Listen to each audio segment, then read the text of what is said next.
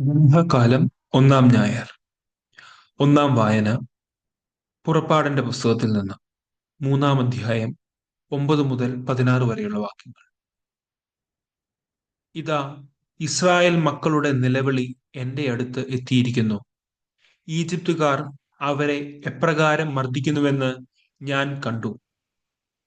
ആകയാൽ വരൂ, ഞാൻ നിന്നെ ഫറവോയുടെ അടുക്കലേക്ക് അയക്കാം. നീ എന്റെ ജനമായ ഇസ്രായേൽ മക്കളെ ഈജിപ്തിൽ നിന്ന് പുറത്തു കൊണ്ടുവരണം. മോശ ദൈവത്തോട് പറഞ്ഞു, ഫറവോയുടെ അടുക്കൽ പോകാനും ഇസ്രായേൽ മക്കളെ ഈജിപ്തിൽ നിന്ന് പുറത്തു കൊണ്ടുവരുവാനും ഞാൻ ആരാണ്? അവിടുന്ന് അരുൾ ചെയ്തു, ഞാൻ നിന്നോട് കൂടെ ഉണ്ടായിരിക്കും. ഞാനാണ് നിന്നെ അയക്കുന്നത് എന്നതിന് ഇതായിരിക്കും അടയാളം. നീ ജനത്തെ ഈജിപ്തിൽ നിന്ന് പുറത്തു കൊണ്ടുവന്ന് കഴിയുമ്പോൾ ഈ മലയിൽ നിങ്ങൾ ദൈവത്തെ ആരാധിക്കും. മോശ ദൈവത്തോട് പറഞ്ഞു, ഇതാ, ഞാൻ ഇസ്രായേൽ മക്കളുടെ അടുക്കൽ പോയി നിങ്ങളുടെ പിതാക്കന്മാരുടെ ദൈവം എന്നെ നിങ്ങളുടെ അടുക്കലേക്ക് അയച്ചിരിക്കുന്നു എന്ന് പറയാം. എന്നാൽ അവിടുത്തെ പേരെന്തെന്ന് അവർ ചോദിച്ചാൽ ഞാൻ എന്തു പറയണം? ദൈവം മോശയോട് അരുൾ ചെയ്തു, ഞാൻ തന്നെ. ഇസ്രായേൽ മക്കളോട് നീ പറയുക, ഞാനാകുന്നവൻ എന്നെ നിങ്ങളുടെ അടുത്തേക്ക് അയച്ചിരിക്കുന്നു. അവിടുന്ന് വീണ്ടും അരുൾ ചെയ്തു, ഇസ്രായേൽ മക്കളോട് നീ പറയുക, നിങ്ങളുടെ പിതാക്കന്മാരുടെ ദൈവമായ കർത്താവ്, അബ്രാഹത്തിന്റെയും ഇസഹാക്കിന്റെയും യാക്കോബിന്റെയും ദൈവം എന്നെ നിങ്ങളുടെ അടുത്തേക്ക് അയച്ചിരിക്കുന്നു. ഇതാണ് എന്നേക്കും എന്റെ നാമധേയം. അങ്ങനെ സർവ പുരുഷാന്തരങ്ങളിലൂടെയും ഈ നാമധേയത്താൽ ഞാൻ അനുസ്മരിക്കപ്പെടണം. നീ പോയി ഇസ്രായേൽ ശ്രേഷ്ഠന്മാരെ വിളിച്ചുകൂട്ടുക. നിങ്ങളുടെ പിതാക്കന്മാരുടെ ദൈവമായ കർത്താവ്, അബ്രാഹത്തിന്റെയും ഇസഹാക്കിന്റെയും യാക്കോബിന്റെയും ദൈവം പ്രത്യക്ഷപ്പെട്ട് എന്നോട് അരുൾ ചെയ്തു, ഞാൻ നിങ്ങളെ സന്ദർശിക്കുകയും ഈജിപ്തുകാർ നിങ്ങളോട് പ്രവർത്തിക്കുന്നത് കാണുകയും ചെയ്തിരിക്കുന്നു. രണ്ടാം വായന പ്രഭാഷകന്റെ പുസ്തകത്തിൽ നിന്ന്. 18 അധ്യായം 1 മുതൽ 14 വരെയുള്ള വാക്യങ്ങൾ. എന്നേക്കും ജീവിക്കുന്നവൻ പ്രപഞ്ചം സൃഷ്ടിച്ചു. കർത്താവ് മാത്രമാണ് നീതിമാൻ. അവിടുത്തെ പ്രവൃത്തി വിളംബരം ചെയ്യാൻ പോരുന്ന ശക്തി ആർക്കും നൽകപ്പെട്ടിട്ടില്ല. അവിടുത്തെ മഹത്തായ പ്രവൃത്തികൾ അളക്കാൻ ആർക്കു കഴിയും? അവിടുത്തെ മഹത്വപൂർണമായ ശക്തി തിട്ടപ്പെടുത്താൻ ആർക്ക് സാധിക്കും? അവിടുത്തെ കാരുണ്യം വർണ്ണിക്കാൻ ആർക്കു കഴിയും? അവ കൂട്ടുകയോ കുറയ്ക്കുകയോ സാധ്യമല്ല. അവിടുത്തെ അത്ഭുതങ്ങളെ അളക്കാൻ ആർക്കും കഴിയുകയില്ല. മനുഷ്യന്റെ അന്വേഷണം അങ്ങേയറ്റത്തെത്തിയാലും അവൻ ആരംഭത്തിൽ തന്നെ നിൽക്കുകയുള്ളൂ. അവന് അത് എന്നും പ്രഹേളികയായിരിക്കും. മനുഷ്യൻ എന്താണ്? അവനെ കൊണ്ട് എന്ത് പ്രയോജനം? എന്താണ് അവനിലെ നന്മയും തിന്മയും? മനുഷ്യൻ 100 വയസ്സുവരെ ജീവിച്ചാൽ അത് ദീർഘായുസ്സാണ്. നിത്യതയോട് തുലനം ചെയ്യുമ്പോൾ ഈ ഏതാനും വത്സരങ്ങൾ സമുദ്രത്തിലെ ഒരു തുള്ളിവെള്ളം പോലെയും ഒരു മണൽത്തരി പോലെയും മാത്രം. അതിനാൽ കർത്താവ് അവരോട് ക്ഷമിക്കുകയും അവരുടെ മേൽ കാരുണ്യം വർഷിക്കുകയും ചെയ്യുന്നു.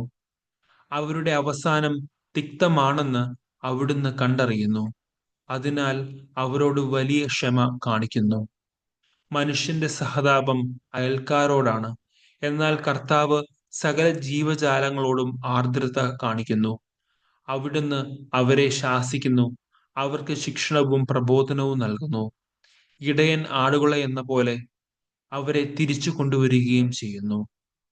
തന്റെ നീതിവിധികളിൽ താല്പര്യമുള്ളവരോടും തന്റെ ശിക്ഷണം സ്വീകരിക്കുന്നവരോടും അവിടുന്ന് ആർദ്രത കാണിക്കുന്നു.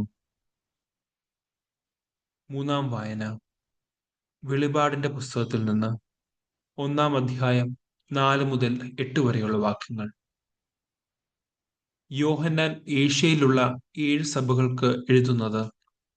ആയിരിക്കുന്നവനും ആയിരുന്നവനും വരാനിരിക്കുന്നവനുമായവനിൽ നിന്ന്, അവന്റെ സിംഹാസന സന്നിധിയിലെ സപ്താത്മാക്കളിൽ നിന്നും, വിശ്വസ്ത സാക്ഷിയും മൃതരിൽ നിന്നുള്ള ആദിജാതനും ഭൂമിയിലെ രാജാക്കന്മാരുടെ അധിപതിയുമായ യേശു ക്രിസ്തുവിൽ നിന്നും നിങ്ങൾക്ക് കൃപയും സമാധാനവും.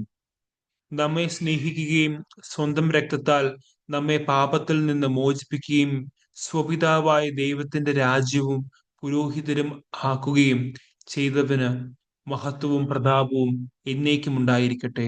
ആമേൻ. ഇതാ, അവൻ മേഘങ്ങളുടെ അകമ്പടിയോടെ ആഗതനാകുന്നു. ഓരോ മിഴിയും അവിടുത്തെ കാണും.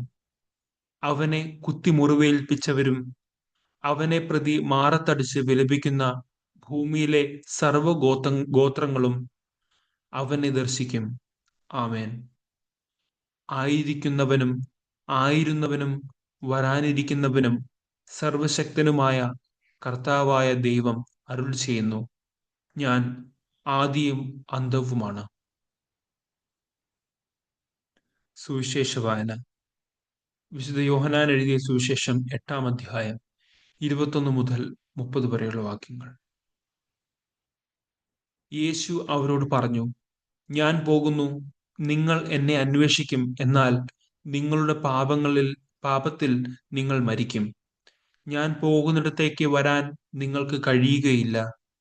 അപ്പോൾ യഹൂദർ പറഞ്ഞു, ഞാൻ പോകുന്നിടത്തേക്ക് വരാൻ നിങ്ങൾക്ക് കഴിയുകയില്ല എന്നവൻ പറയുന്നല്ലോ, അവൻ ആത്മഹത്യ ചെയ്തേക്കുമോ?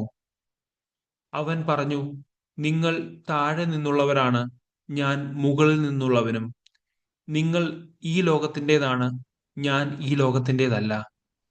നിങ്ങൾ നിങ്ങളുടെ പാപങ്ങളിൽ മരിക്കും എന്ന് ഞാൻ നിങ്ങളോട് പറഞ്ഞു. എന്തെന്നാൽ ഞാൻ തന്നെ എന്ന് വിശ്വസിക്കുന്നില്ലെങ്കിൽ നിങ്ങൾ നിങ്ങളുടെ പാപങ്ങളിൽ മരിക്കും. അപ്പോൾ അവർ ചോദിച്ചു, നീ ആരാണ്?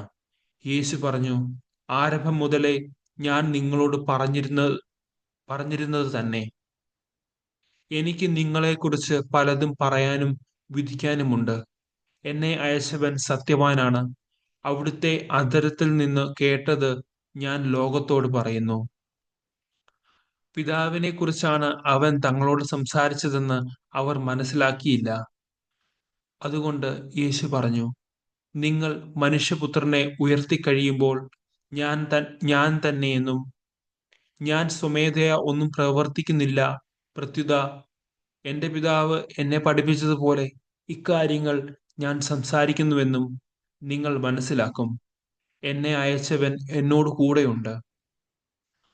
അവിടുന്ന് എന്നെ തനിയെ വിട്ടിരിക്കുകയല്ല, കാരണം ഞാൻ എപ്പോഴും അവിടുത്തേക്ക് ഇഷ്ടമുള്ളത് പ്രവർത്തിക്കുന്നു. ഇത് പറഞ്ഞപ്പോൾ വളരെ പേർ അവനിൽ വിശ്വസിച്ചു. നമ്മുടെ കർത്താവായ മിശിഹായ്ക്ക് സ്തുതി.